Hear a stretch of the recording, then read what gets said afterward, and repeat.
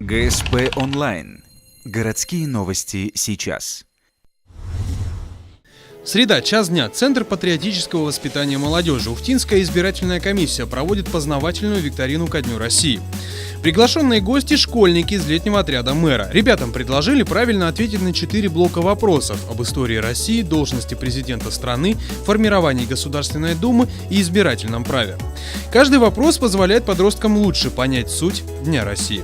Цель нашей встречи – это ребятам еще раз подчеркнуть значимость этого праздника, воспитание у них чувства патриотизма, долга перед Родиной, любви перед Родиной. Каждый раз ребятам предложено 3 варианта ответа. Главное – верно выбрать правильный.